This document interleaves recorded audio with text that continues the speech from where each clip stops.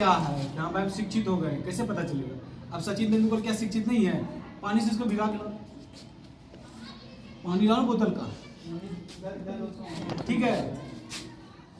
बात तो समझ रहे हैं। मतलब सचिन तेंदुलकर क्रिकेटर बना, वो मान ले कि अभी सीए का डिग्री नहीं लिया, तो क्या वो शिक्षित है कि नहीं?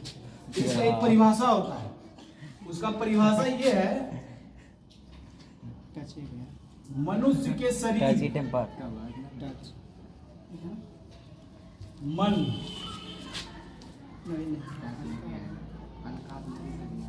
और आत्मा में जो कुछ भी श्रेष्ठ उसे बाहर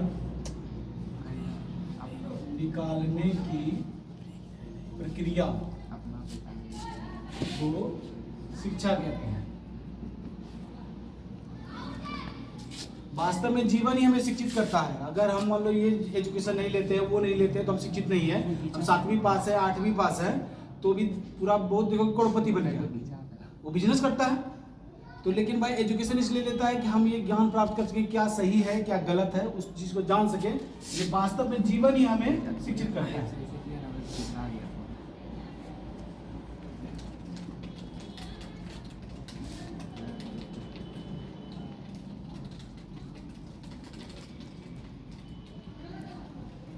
क्या करता है? वास्तव में जीवन ही हमें शिक्षित करता है। हम लोग जो ये शिक्षा पद्धति जो यूज कर रहे हैं, ये बहुत पुराना है। तो उस समय जब अंग्रेज सब आया यहाँ पे, तो ये शिक्षा इसलिए बनाया कि जैसे इसको डॉक्टर्स का ज़रूरत है और कर्मचारी का ज़रूरत है या किसी भी आदमी का ज़रूरत है, तो वो क्या किया कि उस हिसाब से एक सिस्टम बनाया, जिसके कारण जो है ना सर्कुलम लागू किया। वो आज प्रक्रिया आज भी वही है। इसमें ऐसा नहीं कि कुछ ऐसा एक्स्ट्रा कुछ हो गया। खाली यही है कि हम लोग आज़ाद हैं, टेंशन फ्री है। लेकिन आजकल जो शिक्षा उत्पन्न हो रहा है, उसमें हम लोग ये देखते हैं कि अब किसी के पास बहुत सा डिग्री हो गया, लेकिन उसके पास कुछ है ये नहीं है।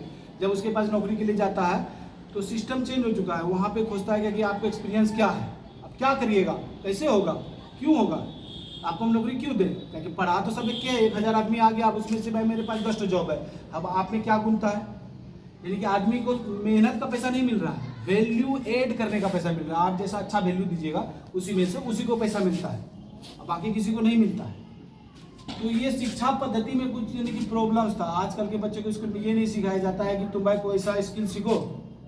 100% सरकारी स्कूल, देखिए प्राय बच्चा यानी कि 80% तो सरकारी स्कूल में ही पढ़ रहा है। बाकी अगर उससे भी निकलता है तो किसी को MBA करने के बाद भी 20,000 का जॉब, 25,000 का, 30,000 का जॉब मिलता है। जितना वो लोन लेके पढ़ता है, मान लीजिए MBA किया, दिल्ली में किया, बेंगलोर में किया, कहीं भी किया, तो क्या होता है उसके पास यानी कि लोन चुकाने तक का पैसा नहीं बचता है। तो बाद में फिर वही पिताजी का बिजनेस करता है। तो उसी चीज़ को समझने के लिए हम आप लोगों को यहाँ पे बुलाए हैं। तो बस अब आपको यानी कि लक्ष्य सब आदमी का क्या होता है, जैसे धन कमाने का ही सब तो लक्ष्य रहता है। जैसे हम नौकरी करेंगे, नौकरी करके करना क्या है? धन कमाना है, ताकि हम अपनी ज़रूरतों को पूरा कर सकें, जिंदगी में परेशानी नहीं हो। अब यहाँ पे सवाल ये आता है,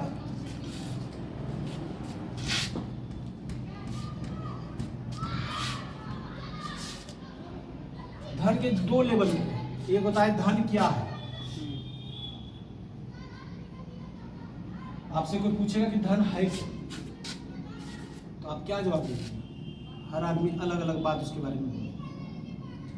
धन का सीधा सा धन क्या है, अगर कोई आपसे पूछता है, तो आपको सिर्फ यही समझना है कि धन एक टूल है, क्या है, एक औजार है जो हमारे जीवन को आसान बनाता है।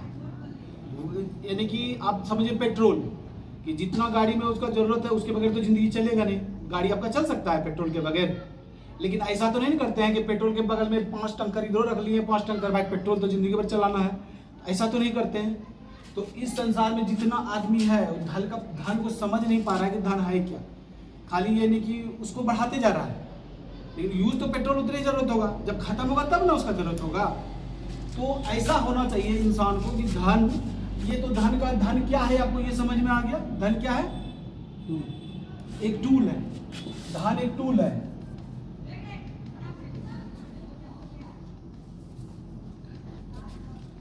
जो हमारे जीवन को आसान बनाता है।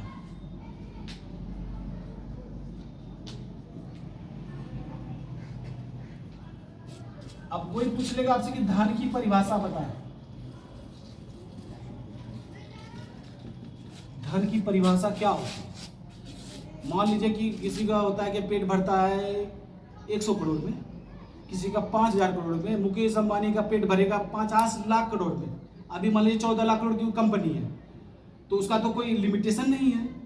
तो कैसे हम साबित करेंगे कि जैसे हम मान लीजिए पराया आदमी को जरूरी है सब पैसा वाला ही पैदा लेगा। आप पैसे वाले के घर में पैदा हुए तो आप अमीर हैं, गरीब घर में पैदा लिए तो गरीब है।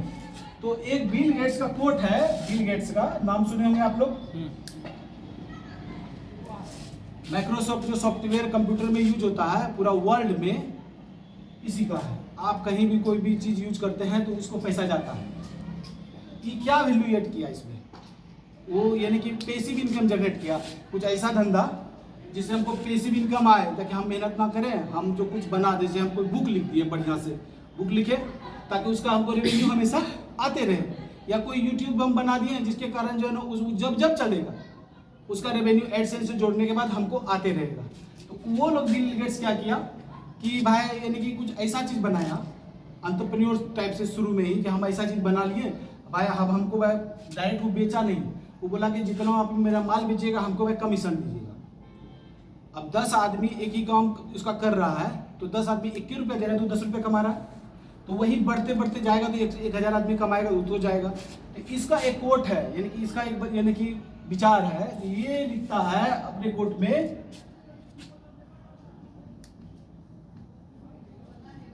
गरीब होना गुनाह नहीं है,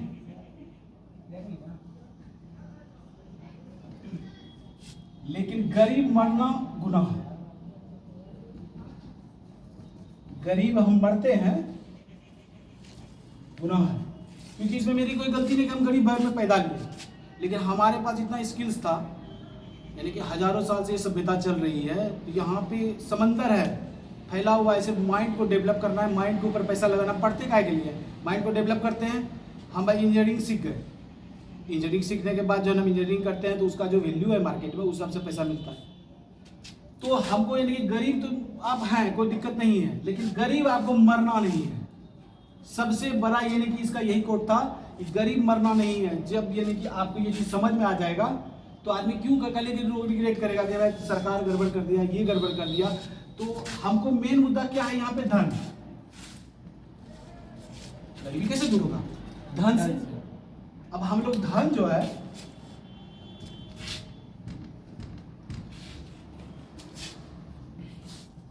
धन आदमी दो तरीके से कमाता है। एक होता है कि हम जो मेहनत किए 8 घंटा ड्यूटी की दुकान में, वस्तु बेचे, धन कमाए। और दूसरा होता है कि हम कोई स्किल्स ऐसा सीखे, ठीक है, जिसके माध्यम से हम धन कमाएं। और हमको ये जरूरी नहीं है कि ऐसा धन जहाँ पे मेरा पैसा काम कर रहा है। हम स्किल्स सीखे, कुछ ऐसा डेवलप किए ताकि वो स्किल्स के कारण जो दूसरा मेरा काम कर रहा है हमको उससे पैसा जनरेट होके आ रहा है। यानी कि पैसिव इनकम जनरेट किए। इस संसार में पैसिव इनकम के बहुत सारे स्रोत हैं। आप समझिए कि मान लीजिए कि मेरे पास प्रॉपर्टी है, खाली पड़ा हुआ, धीरे धीरे बढ़ रहा है, लेकिन हम सही जगह, मान लीजिए चौराहे पे मेरा प्रॉपर्टी है, तो वहाँ पे क्या करेंगे? हम लोन लेंगे कम ब्याज पे, उतना लोन लेंगे ताकि हमको वहाँ पे किराया सबसे उससे ज़्यादा मिलता हो, उससे ज़्यादा किराया हमको मिलता हो। उसके कारण हम पैसिव इनकम जनरेट हो गया। हमका मेरा घर का खर्चा है 50,000 महीने का, ठीक है, तो हमको 50,000 से ज़्यादा पैसा अगर उस रेंटल इनकम उससे आ रहा है और हमारा किस्त अगर जो हम जो ब्याज में पैसा लिए हैं बैंक से उससे कम है ब्याज, तो ये मेरे लिए एसेट हो जाता है।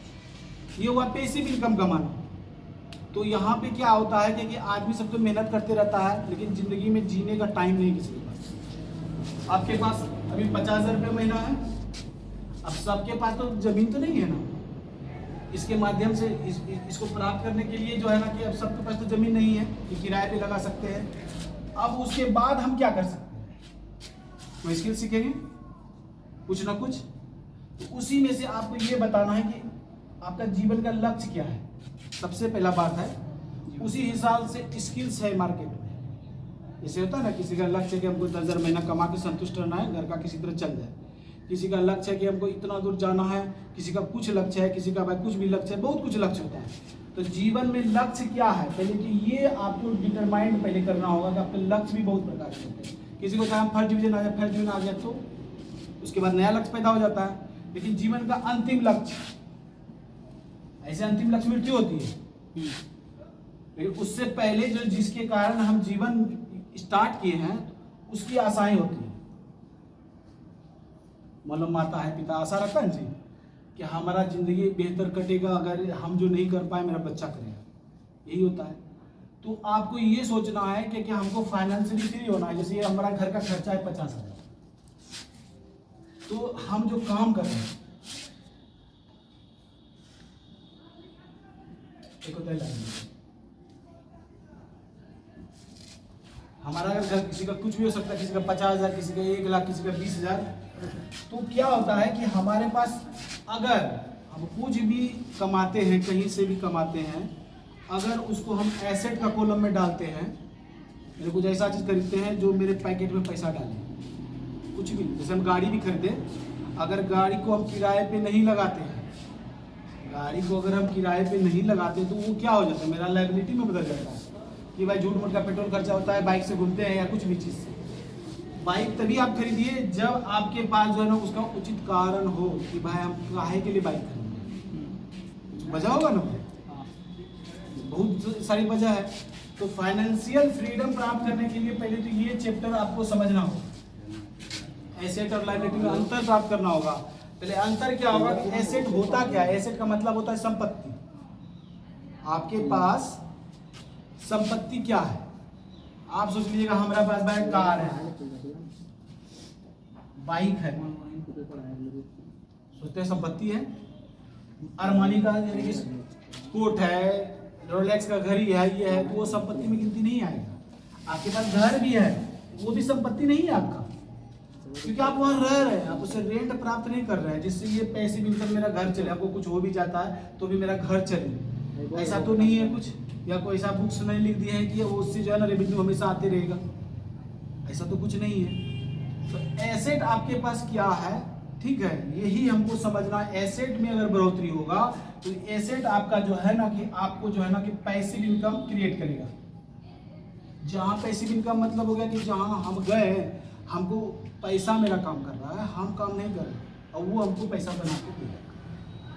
कोई भी ऐसा चीज़ आप सोचिए कि जिससे जो है ना कि हमारा पैसा काम कर रहा है और हम जो है नहीं भी कुछ कर रहे हैं। मान लीजिए मेरा व्यवसाय खराब हो गया, कुछ भी खराब हो गया, तो हमको कोई प्रॉब्लम क्रिएट हो सकता है। क्या चीज़ हमेशा करें। अभी हम स्टूडेंट हैं, 20 साल से 30 साल की उम्र बहुत ही इंपॉर्टेंट उम्र होता है। इस समय जो व्यक्ति जैसा करेगा उसी दिशा में उसका जीवन जाएगा। तो आपको ये सोचना है इसमें कि हमको क्या करना चाहिए, हमारा जीवन का लक्ष्य क्या है। अभी अगर लक्ष्य के बारे में तुम लोग नहीं सोचोगे कि हमको करना क्या है लाइफ में, तो ये जिस तरह जैसे पिताजी दुकान पे खटते खटते की ज़िंदगी बिता दिए, तुम भी वही करोगे लास्ट में। लेकिन जॉब सबका नहीं होता, जॉब हो भी गया तो क्या उसको काम करना पड़ता है कि नहीं पड़ता है। तुम रिटायरमेंट का मतलब ये मत सोचो कि 60 साल होगा तभी रिटायर होता है। बहुत से आदमी 30 साल में रिटायरमेंट ले लेता है। मेन है कि रिटायरमेंट हमको लेना है तो कैसे लेना है, हमको ये इसको प्राप्त करना है, जो भी मेरा ये खर्च है घर का वो प्राप्त करना है। लेकिन धन का प्रबंधन को इस बात को सीखना पड़ेगा कि हम पैसा को मैनेज कैसे करेंगे, पैसे को मैनेज कैसे करना है, इसी को आपको सीखना है।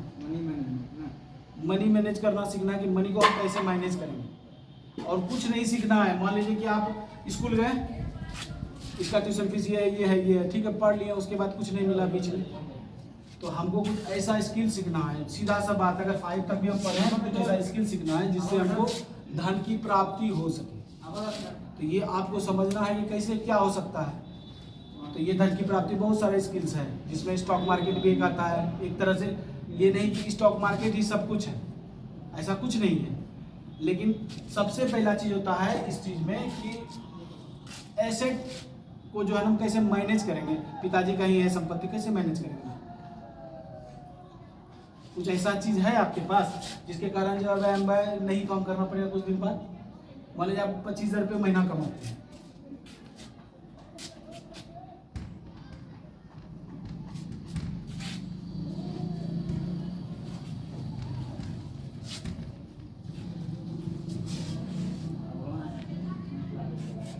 आप जैसे ऐसे समझ लीजिए कि आपका 20,000 रुपये तनख्वाह है। आप जब नया लड़के का जॉब लगता है ना, तो जैसे ही उसको 20,000 रुपये मिलेगा ना, तो पहले ये सोचेगा कि भाई मम्मी के लिए साड़ी खरीदेंगे, उसके लिए खरीदेंगे, मोबाइल खरीदेंगे, किस्त पे बाइक खरीदेंगे, यही ना होता है। जॉब लगेगा तब तो हमारा क्या है, हमको तो टेंशन फ्री हो गए। लेकिन 20 से 30 साल के बीच में उसकी शादी भी होती है।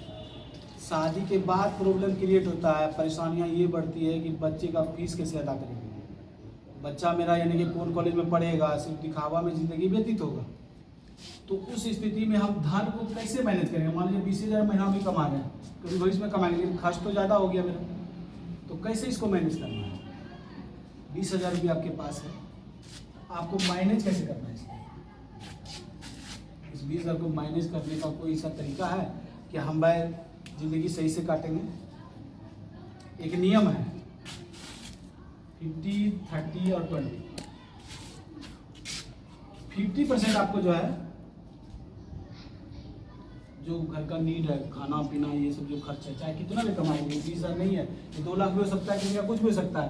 आप सोचिएगा आप नौकरी कर रहे हैं, बहुत मेहनत कीजिएगा दूसरे के लिए, और उसके बाद वो सैलरी में बढ़ जाएगा, लेकिन आपका एक्सपेंस बढ़ चुका होगा। 50% आपको जो है नीड में खर्च करना है, बेसिक जरूरत होता है, खाना पीना ये वो सब जो भी है, और 30% लग्जरी में खर्च करना है, घूमना फिरना जो भी होता है, वह महंगा कपड़ा खरीदे या कुछ भी खरीदे, ये 30% आपको इसमें खर्च करना है। अब 20% जो है ना कि किसी भी हाल में आपको सेविंग्स करना है, यानी बचत। अब मान लीजिए हम इसको सिर्फ बचत ही रखें, पैसा लिए, अब हम जमा करेंगे। पहला चीज होता है इसमें इन्फ्लेशन, महंगाई दर।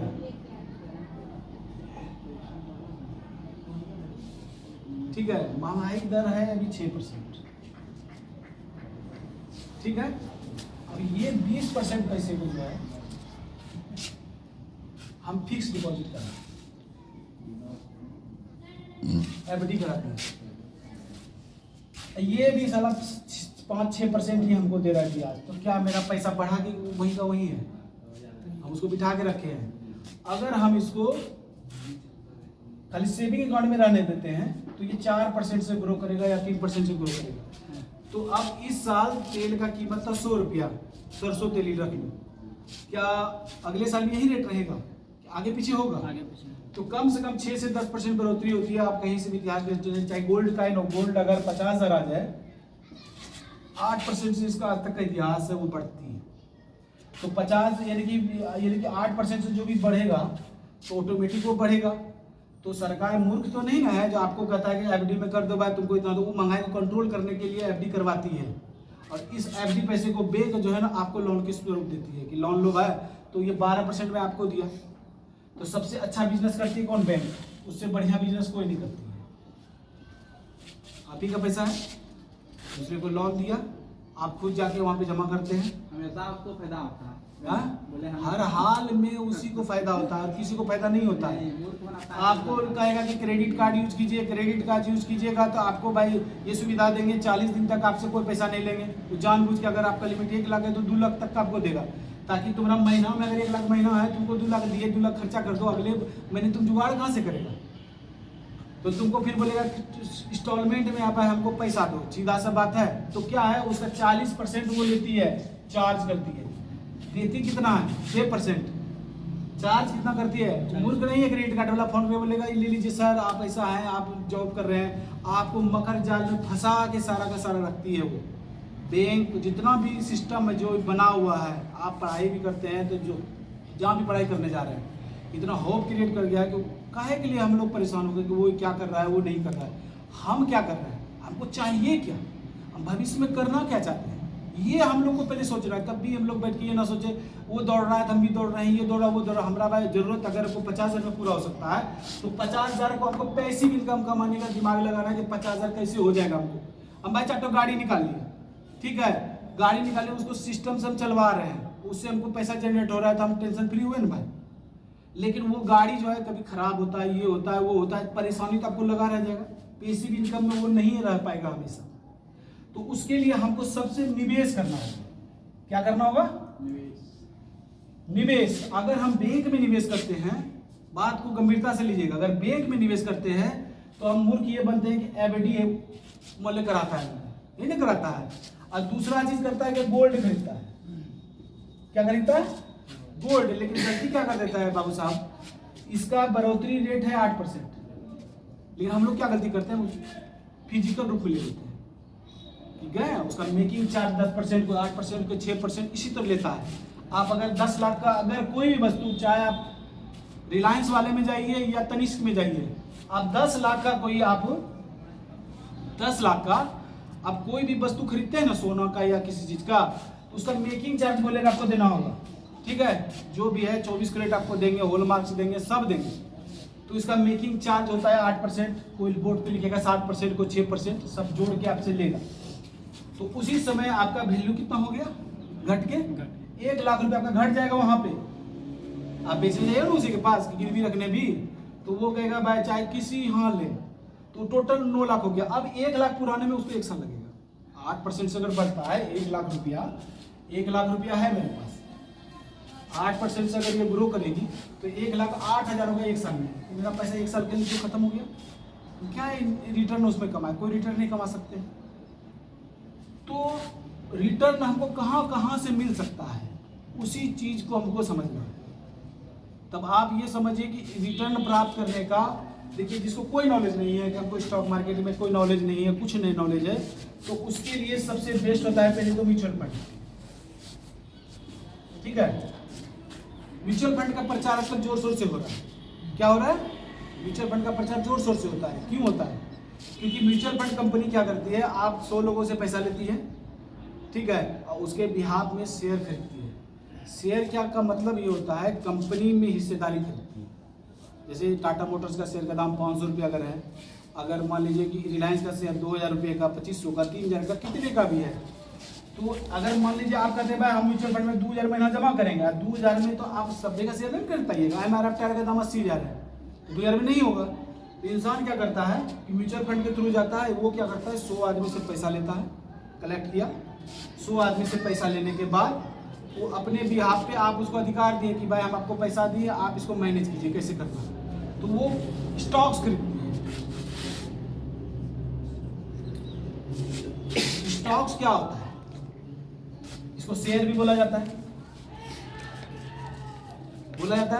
तो शेयर जो होता है कोई भी कंपनी का हो सकता है। जैसे हम घर में यूज करते हैं ITC का प्रोडक्ट, जैसे आशीर्वाद आटा हो गया, ITC का बहुत कुछ आता है, आप देखो सिगरेट आता है, गोल्ड फ्लेक, ये वो बहुत कुछ आता है उसका ITC का, आप ऐसे भी एब्जॉर्ब कीजिए ITC, ठीक है।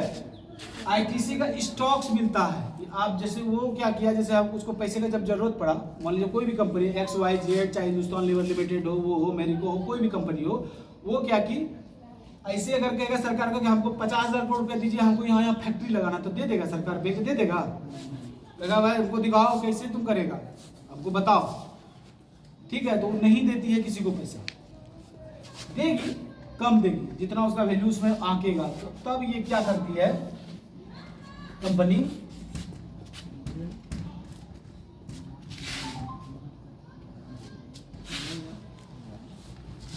ये कंपनी जाती है जो किसके पास, सेबी के पास,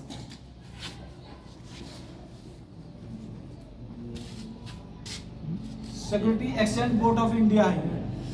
जिस तरह RBI होता है ना, जो सब बैंक को मैनेज करती है, जितना भी बैंक है, उसी प्रकार ये जो है ना कि सबको मैनेज सब कंपनी करती है। कंपनी में कोई भी गड़बड़ होगा तो जवाबदेही इसका होगा, चाहे कोई भी बैंक हो, चाहे सहारा हो, ये हो, वो हो, किसी को भी हो, तो ये उसको बम्बू लगाएगा और जो भी गड़बड़ किया होगा सब निकलवाएगा, फाइन करेगा 1000 2000 करोड़, जितना उसका मन हो, कि जनता का पैसा सेफ हो। जिस तरह RBI, जिस तरह हम बैंक में पैसा रखते हैं, तो बैंक गारंटी लेते हैं कि भाई हम 10 लाख तक का ही हम, यानी कि हम जिम्मेदार हैं। कोई बैंक रखे कि 1 लाख के ऊपर हम पैसा नहीं देंगे, चाहे 1 करोड़ का ही जमा करो, वो लिख के देती है। आप लोग पढ़ते नहीं है, हम लोग पढ़ते नहीं, क्या जरूरी है? बैंक से SBI है, ये है, वो कोई सरकारी बैंक भी हो, 1 लाख का बोलेगा, 1 लाख तक तुम्हारा है वैल्यू। अगर हम डूब गए, यानी कि भारत की इकोनॉमी अगर डाउन चली जाती है, तो बैंक में पड़ा हुआ पैसा सिर्फ ये बताता है कि हम 1 लाख ही आपको देंगे। अब कोई लिखता है ज़्यादा, अब उसमें आदमी निवेश करता है, तो इससे भी इसको करती है। तो अब ये तो डायरेक्ट सेबी के पास पहले जाता है, मतलब कोई भी कंपनी रिलायंस ही लेनी,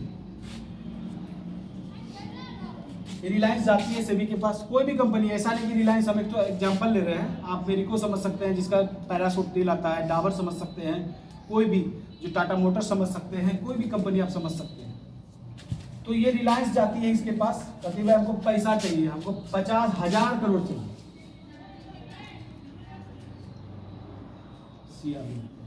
50,000 करोड़ चाहिए।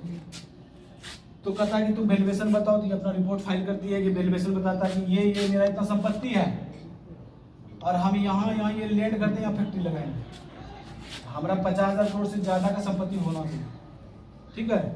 तो ये संपत्ति दिखा दिया अपना, उसको बोला कि हमको भाई पैसा दिलवा दो, किससे, जनता से। डायरेक्ट हम क्या करेंगे, IPO निकालता है, हम क्या करेंगे, अपना मान लीजिए ये मेरा पूरा कंपनी है 100%, तो इसमें से ये बोलेगा कि हम 25% जो है बेचेंगे, इसको बोलता है IPO, ठीक है।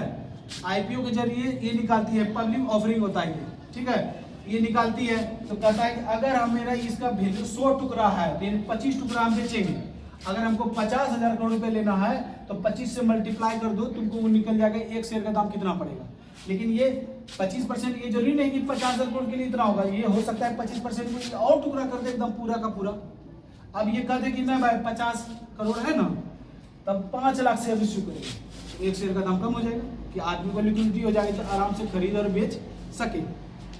तो ये इसको IPO के जरिए आ गया ये मार्केट में। तो ये आएगा कहाँ मार्केट में, तुम्हारे पास तो डायरेक्ट कंपनी नहीं आता है, कैसे आएगा, तुम कहेगा कि भाई दो हमको पैसा, ऐसे तो नहीं हो सकता है। तो वो जाती है NSE और BSE के पास, ये हुआ नेशनल स्टॉक एक्सचेंज, और BSE यानी बम्बई स्टॉक एक्सचेंज, इसमें लगभग 2500 कंपनी लिस्टेड है, ये सबसे पुरानी है BSE, इसमें लगभग 5 से 6,000 5,000 अप्रोक्स समझ लीजिए। अब ये समझिए कि ये इसमें जो कंपनी है इसमें भी है, ये मत सोचिएगा ये अलग हो गया ये अलग हो गया, कंपनी वही है, लिस्ट दोनों में करा दिया। तो लिस्ट कराया तो पैसा जो है ना कि अब एक शेयर का दाम इतना पड़ा, मान लीजिए कि 500 रुपया पड़ा, तो बोला कि लॉट में हम भाई शेयर देंगे, हम नहीं एक तो शेयर तुमको बेचने जाएंगे, हम बोलेंगे कि नहीं भाई हमारा कम से कम 15,000 का तुमको शेयर लेना पड़ेगा। अब 15,000 उसका शेयर का दाम एक तो का 15,000 भी हो सकता है, तो एक मिलेगा, 500 भी हो सकता है, तो उस हिसाब से मल्टीप्लाई कर लो। तो 500 से अगर ये करते हैं तो 30 शेयर मिल गया आपको, 30 शेयर आपको अलॉटमेंट होगा। ये जैसे बोला, अब दुनिया को क्या लगा, अरे राम उसका जियो भी आ रहा है, कंपनी बहुत ग्रोथ करेगी, तो क्या करता है इसका लिस्टिंग जो होता है NSE पे 500 के बदले में 1,000 रुपया हो जाता है, क्योंकि ग्रे मार्केट प्रीमियम ज़्यादा मिलने लगता है। ये डिब्बा बंद बाजार उसको बोला जाता है। वहाँ पे जैसे ना होता है, मान लीजिए दुकान अभी स्टार्ट भी नहीं हुआ तो कोई और फाइनेंसर होता है ना भाई, उसको एंजल इन्वेस्टर बोला जाता है, वो लोग जो लगाता है पैसा उसके अनुपात में ये उसका वैल्यू ज़्यादा दे देता है, जिसके कारण जो है ना कि 1,000 में लिस्ट हो गया तो आपका पैसा जो है सप्ताह भर से 10-15 दिन लगता है टाइम, आपका पैसा डबल। और इसमें से आप मान लीजिए कि करोड़ों आदमी उसमें अप्लाई करते हैं, जैसे तुम जो नौकरी के लिए करोड़ों आदमी अप्लाई करता है ना, नौकरी कितना को मिलेगा, जितना वैकेंसी होगा उसमें वैकेंसी है कि इतना ही % शेयर है मेरे पास, उसमें भी हिस्सेदारी बटा हुआ है कि म्यूचुअल फंड कंपनी को इतना देंगे, फॉरेन इंस्टीट्यूशन को इतना देंगे और आम जनता के लिए इतना पीस रहेगा। अब 15,000 के मल्टीप्लाई में आप 2 से 2.5 लाख रुपए तक का शेयर खरीद सकते हैं। मल्टीप्लाई में IPO का लॉट, एक लॉट में 30, अब 10 लॉट, जितना वो आदेश दे उतना लॉट ले लिए, बस IPO में डायरेक्ट पैसा आ गया। अब क्या है, कंपनी के पास क्या आप जाएंगे, हमको पैसा दो, कंपनी 1 रुपया आपको वापस नहीं करेगी। तो क्या हुआ, ये आ गया बाजार में, जनता के पास आ गया। अब इसका दाम 1,000 चल रहा है, इधर होता है बायर, इधर सेलर। 2 तरह का आदमी है, किसी का नाम नहीं लिखा रहता है उसमें कि कौन बेच रहा है कौन खरीद रहा है। अब आपस में हमको पैसे का काम है तो हम बेचेंगे, हम कहेंगे मेरे पास 30 ठो है तो जितना लॉट है हमें 15 ठो बेचेंगे, लेकिन हमको 1,000 मिला का पैसा तो सुन लीजिएगा, 15 ठो बेचेंगे। और ये खरीदने वाला ये तैयार है, कहता है कि नहीं तुम 1,000 में नहीं लेंगे भाई, हमको 900 में बेचेगा। ये ऑर्डर डालेगा कि 900 रुपये में दो, वो कहेगा कि हमको 1,000 में दो। यही खेल चलते रहता है सप्लाई और डिमांड का। जैसा उसमें जरूरत सप्लाई है, आदमी खरीदार ज़्यादा है, उसको लग रहा है कि इसका भाई बिजनेस बढ़िया चल रहा है, कंपनी जो है 3 महीने में कंपनी 3 महीने में एक बार रिजल्ट डिक्लेयर करती है, रिजल्ट देती है कि देखिए भाई हम जो है इतना प्रॉफिट कमाए हैं या तो नुकसान किया, आप हमारा देख लीजिए भाई कितना एक्सपेंस हुआ, कितना ये हुआ। ये सब स्टेटमेंट बाद में आपको समझाया जाएगा, ऐसे समझ में नहीं आएगा। सीधा सीधा मोटा मोटी समझिए, ये है मालिक, बॉस है जो देख रेख कर रहा है। ये दोनों हटिया है, बाजार है जहाँ आलू प्याज बिकेगा। आलू का रेट हम फिक्स कर दिए कि भाई 1000 रुपया किलो है, ठीक है। वैसा आलू है जो सड़ेगा गलेगा नहीं, बशर्ते जो कंपनी है ये फ्रॉड नहीं होनी चाहिए, ये कंपनी फ्रॉड नहीं होनी चाहिए। तो मेन मुद्दा है ये एक जरिया है सिर्फ कि आप जो है अपने पैसे को यहाँ पे यानी कि इन्वेस्ट करके यानी कि आप उसको बढ़ा सकते हैं। अगर स्थिति खराब हो तो वो घट भी सकता है। इस चीज़ को समझने के लिए मान लीजिए आप नर्सरी में पढ़ रहे हैं, मैट्रिक का परीक्षा देने जाइएगा तो क्या होगा, फेल होइएगा पास, फेल होइएगा। तो पहले हमको जैसे ये रिलायंस कंपनी का जो है शेयर का वैल्यूएशन होता है, उसका बहुत सा रेशियो होता है, उसको पढ़ के नॉलेज लेना होता है। उसी का एजुकेशन अगर आप लोग लेते हैं, ठीक है, उसी का एजुकेशन लेते हैं तो इस प्रोग्राम में आप आ सकते हैं।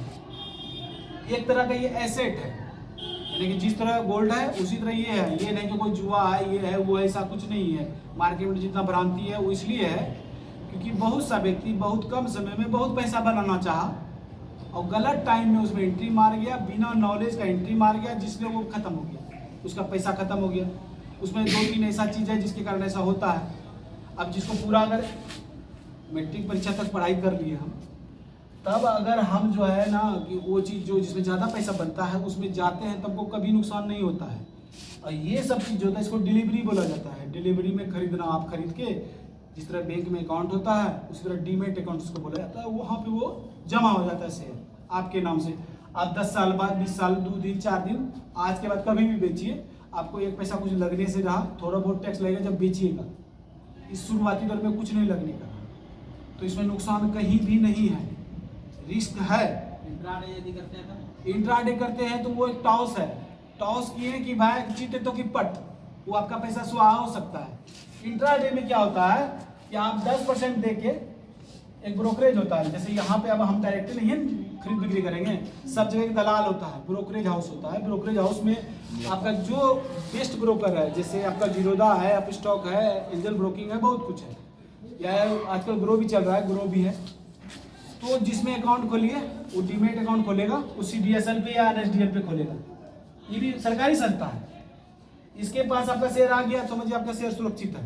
जैसे आज खरीदारी की है, दूसरे दिन यहाँ पे पहुँच गया, आप जो निश्चिंत रहिए। अगर ये सब भाग भी जाती है आपका पैसा सुरक्षित है, ऐसा कुछ होता नहीं है। और इंट्राडे में क्या होता है कि इसके पास पहुँचता ही नहीं है, आप पीछे में खेला करते हैं। अरे सट्टा बाजार जिसको नहीं बोलता है, सट्टा लगाए कि नहीं आज इसका शेयर 10% भागेगा। तो ये नॉलेज रहे तो कोई दिक्कत नहीं है। नॉलेज लेने के लिए बोल रहे हैं यहाँ पे ना, आपको इस चीज़ का नॉलेज लेना पड़ेगा। उसमें बहुत सारा चीज़ होता है, चार्ट पैटर्न होता है, वही तो बोले, चार्ट पैटर्न सीखना पड़ेगा। कंपनी का नॉलेज लेने, पी रेशियो, न्यूज, ये इंट्राडे के लिए न्यूज बहुत ही जरूरी होता है। अगर न्यूज आके कोरोना आ रहा है तो मार्केट अगर यहाँ है ना, यहाँ आ जाएगी तुरंत, और आप जो पैसा लगाए हैं ना वो पहले इंडिकेट कर देता है। वो इंडिकेट तो करता ही है, पहले नॉलेज इसको रहेगा तब ना बैक का इसको सेल करना है नहीं करना है, तो पता रहेगा तब ना किसी को। तो स्टॉक मार्केट यही है, एक सरकारी संस्था है, उसमें 2 हटिया है, बाजार है, नेशनल स्टॉक एक्सचेंज और BSE है। इसमें सारा कंपनी जिसको पैसे का काम पड़ता है ना, तो इसमें लिस्ट करवाता है अपना कंपनी को, चाहे डालमिया हो या कोई भी कंपनी हो, या अदानी ग्रुप हो या टाटा ग्रुप हो या बजाज ग्रुप हो, कोई भी हो। तब उसी में ये तुमको नॉलेज लेना है कि करना क्या है। तो ये तो स्टॉक मार्केट के बारे में था। तो मेन व्यू हमको स्टॉक मार्केट नहीं है, मेन व्यू है कि भाई हम पैसिव इनकम कैसे जनरेट करेंगे। हमको फ्री होना है 10 साल के बाद, हम 20 साल के हैं, क्योंकि 20 साल 10 साल 20 साल की उम्र में क्या होता है, बच्चा भटक जाता है, या तो कोई सा पढ़ाई में दिमाग लगा, ये नहीं समझ में आया, दूसरा पढ़ाई में दिमाग लगा, ऐसे जिंदगी खत्म, घर में बाप का हटिया संभालना है, डंडी तर्जुआ, यही होता है। सीधा सा फंडा यही है। कोई भी लड़का जो भी अभी मोबाइल पे गेम खेल रहा है, कुछ भी कर रहा है, कुछ भी कर रहा है, तो बाद में सब पछताता है, क्योंकि उसको नॉलेज देने वाला ज्ञान तो पूरा भरा पड़ा है यूट्यूब पे, समझे क्या। जरूरत जितना आपको रहेगा, आपको भोजपुरी सॉन्ग सुनने का तो भोजपुरी ना आपके पास देगा गूगल वाला, सब जगह भोजपुरी नजर आएगा। आप जो चीज़ देखते हैं वो ही नजर आएगा। आप अगर स्टॉक मार्केट देखिएगा तो स्टॉक मार्केट ही आपको पेश किया जाएगा, वो सिस्टम है उसका। आप जैसा सोचिएगा वैसा बनिएगा।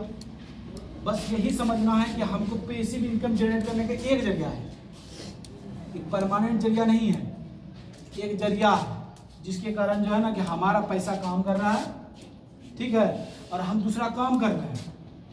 तो उसको आपको खरीदना है कि इसमें डिलीवरी में ही खरीदना है। Intraday and future and option बहुत सारा है। तो हम लोग का मेन मुद्दा यहाँ पे यही है, हम लोग जो है पहले एजुकेशन देंगे, ठीक है, डिलीवरी में खरीदने वाला, जिसको इन्वेस्टिंग बोला जाता है, जो बड़ा बड़ा गुरु जो होता है, जैसे वॉरेन बफेट हो गया इंडिया का, यानी कि राकेश झुनझुनवाला है, बहुत सारा है जो आपको धीरे धीरे पता चलेगा। वो लोग बहुत सारा पैसा कमाया। तो पैसिव इनकम जनरेट करने के लिए एक माध्यम है। तो मेन मुद्दा हम लोग का ये है कि हम कैसे इनिंग फ्री हो सकते हैं 10 साल के अंदर में, कि हमको टेंशन नहीं होना चाहिए। तो वही तुम लोग को यही समझना है, जिसके माध्यम से हम जो है कुछ यानी कि वीडियोस जो आपको देते हैं उसको देखिए, समझिए। ऐसे तो एक दिन में कुछ समझाया नहीं जा सकता है, कितना बोल सकता है, ठीक है। इंटरेस्ट जागेगा तो उसके बाद हमको सिस्टम से आपको यानी कि आपको सब चीज़ बताया जाएगा। उसके बाद यानी कि आप अपने आप यानी फाइनेंशियल महसूस अच्छा करने लगिएगा। उसके बाद जैसा होगा वैसा कीजिएगा। और लास्ट उद्देश्य क्या है कि हम हर यानी कि जैसे अमरपुर है, यहाँ है, वहाँ है, दिल्ली है, कहीं भी है, तो वहाँ पे हर में से जैसे 50 बच्चा सेलेक्ट किए, 50 में से सब तो यानी कि बेस्ट नहीं हुआ, जो उसमें होनहार होगा उसको फ्यूचर एंड ऑप्शन सिखाएंगे। पहले तो डिलीवरी में सिखाएंगे, इन्वेस्टिंग के लिए जो सबके लिए परमानेंट है, लाइफ टाइम के लिए है। तो एसेट क्रिएट हो रहा है, वो बहुत ही कंपाउंड के बारे में भी नहीं बताया गया आपको, कंपाउंड का क्या इफेक्ट पड़ता है, ये चीज़ जान जाइएगा, तब तो फिर ये सोचिए इससे बेहतर कुछ है नहीं। कंपाउंडिंग का इफेक्ट जानने के लिए आपको पैसा डबल नहीं होगा यार, समझ में नहीं आएगा। पैसा डबल करने का स्कीम में है कुछ 5% 10% मिलता है। ये बात सोचो नहीं कीजिए पैसा डबल होता है। आपको ये बोले आईपीओ में होता है कि किस्मत में होगा तो मिलेगा, आपको किस्मत में होगा तो आईपीओ मिलता है, सबको मिल जाता है, नौकरी सबको मिल जाता है। तो डबल कहाँ से हो जाएगा? अगर ऐसा इसके वो बोलिंजा स्कीम है कि 4 तो जोड़ लो तो तुम ऐसा करेगा, तुमको हम डबल कर देंगे, 5 तो जोड़ लो, तो वो नहीं है। हमको परमानेंट सोल्यूशन चाहिए कि हमको लाइफ में टेंशन फ्री कैसे जीवन जिएंगे, उसके बारे में सोचिए आप। अरे वो बात नहीं है भाई, बोला तो भाई क्या दिक्कत है उससे? गलत टाइम है।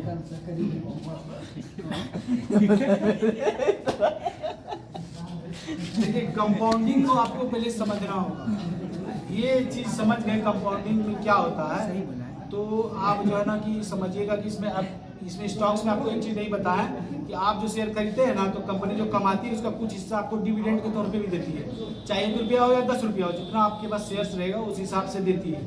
इसमें बहुत सा चैप्टर है जिसको समझने के लिए बहुत दिन लग सकता है। तो वो यानी कि आपको धन में जो है, धन कैसे बनता है, धन का परिभाषा क्या है? धन का यही परिभाषा है कि आपका मूलधन, इस पे मिलने वाला ब्याज, और उससे ब्याज से जो ब्याज प्राप्त होता है उससे मेरा घर चल रहा है। तो कभी क्या धन खत्म होगा? हमारा पैसा है, उससे हमको इंटरेस्ट मिल रहा है, लेकिन मेरा पैसा बढ़ रहा है, उसके बाद हमको डिविडेंड मिल रहा है, इससे मेरा घर चल जाता है। जैसे 50,000 रिक्वायरमेंट है, 1 लाख है, तो इससे मेरा घर चल रहा है मेरे पास। तो क्या मेरा पैसा कभी खत्म होकर बढ़ेगा? तो बस अगर हम कहीं घूमने भी चले जाते हैं 1 महीने के लिए, अगर धीरे धीरे आज से 500 रुपया ही हम जमा करना चालू करते हैं, क्या इसका प्रोसेस यही है, आपके पास आधार कार्ड, पैन कार्ड सब होना चाहिए, आप डीमैट अकाउंट खोलना है आपको, उसके बाद नॉलेज लीजिए। बैंक में नहीं खुलता है, ऑनलाइन मोबाइल पे ही खुलता है, हाँ मोबाइल पे खुलता है। उसके बाद ज्ञान प्राप्त करने के बाद ही कोई शेयर खरीदिए। ज्ञान तो आपके पास हाँ सब मिलेगा, उससे वो नहीं बता रहे, उसके बाद ही सब खुलेगा, उसके बाद ही सब होगा। ये नहीं कि भाई लिए बाप का पैसा 1 लाख 2 लाख लेके जाके बैठ गए, अरे राम है बड़े जो आओ बड़े जो पे देख लिया मजा आ गया और पैसा खत्म कर साला और 10 को सुना था, इसीलिए तो नाम खराब हुआ कि सब पैसा वाला तुरंत बनना चाहा, जिसके वजह से वो नुकसान हुआ। उसको कर लिया क्या इंट्राडे, कर लिया फ्यूचर, जिसमें पैसा खत्म ही होता है। बहुत कम आदमी जिसको पूरा नॉलेज हो जाता है वही पैसा बनाते हैं। 1% पैसा कमाता है स्टॉक मार्केट में। डिलीवरी में प्राय आदमी कमा सकता है, लेकिन क्या इतना डरा देगा आपको? शेयर गिरने लगेगा ना, जैसे 500 का शेयर था, गिरते 250 आ जाएगा, मेरा पैसा आधा। आप तो अब डर जाइएगा, अब भी चीज आपको जानबूझ के डराया जाता है। तो उस समय स्थिति ये होती है कि आपको उस चीज को खरीदना है, बशर्ते अच्छी कंपनी होनी चाहिए। करता क्या आदमी है, 5 रुपए का, 10 रुपए का, 50 रुपए का शेयर खरीद लिया, सोचा अरे राम इतना शेयर हमारा लग जाए, लेकिन वो क्या करती है उसको पता ही नहीं। नाम सुन लिया है वोडाफोन, बहुत बढ़िया, क्या वोडाफोन, उसके फंडामेंटल उसका देखिएगा, वो कंपनी कर्जे में है, एयरटेल कर्जे में, उसी प्रकार सबको देखना होगा। नजर तो आएगा कि एयरटेल बहुत बढ़िया कंपनी है, नजर आता है ना, उसका ये चल रहा है वो चल रहा है, लेकिन 1 लाख करोड़ से ऊपर कर्जा है उसके पास। आप जैसे बीपीसीएल को भारत पेट्रोल, कोई भी पेट्रोलियम के में HCL बीपीसीएल कुछ भी कंपनी को लेते हैं तो सब में 2 लाख 3 लाख करोड़ का कर्जा है। कितनों महंगा तेल वो बेच लेगा, कर्जा मुक्त नहीं होगा, क्योंकि इसका शेयर प्राइस नहीं बढ़ेगा। आप इसी को खरीद के रखिएगा, ये डिविडेंड देता है 8%, जब बैंक में इंटरेस्ट बढ़ा देता है। लेकिन 500 का शेयर प्राइस था, 2 साल के बाद 250 हो गया, आपको 8% खूब दे भी दिया, तो क्या बचेगा आपके पास? तो यही सब चीज का नॉलेज लेना, कौन सही है क्या गलत है वो नहीं है। कंपाउंडिंग में यही है कि 5,000 रुपया, अगर 5,000 रुपया हर महीने सोचते हम कमाई किए, 5,000 रुपये का हम बस शेयर खरीद लेंगे, ठीक है। अगर जानकारी लेना तो शेयर खरीदें, तो म्यूचुअल फंड में आप यूज कर सकते हैं। म्यूचुअल फंड जो है ना 15% तक न्यूनतम दे देती है। अगर अपने से खरीदते हैं तो 20 से 30 को 40 को 50 भी कमाता है परसेंट सालाना, डेली का नहीं बता रहे हैं, ये डिलीवरी का बात कर रहे हैं। तो इसका कंपाउंडिंग जब आपको लंबा समय पता चलेगा, मान लीजिए आपको उम्र है 20,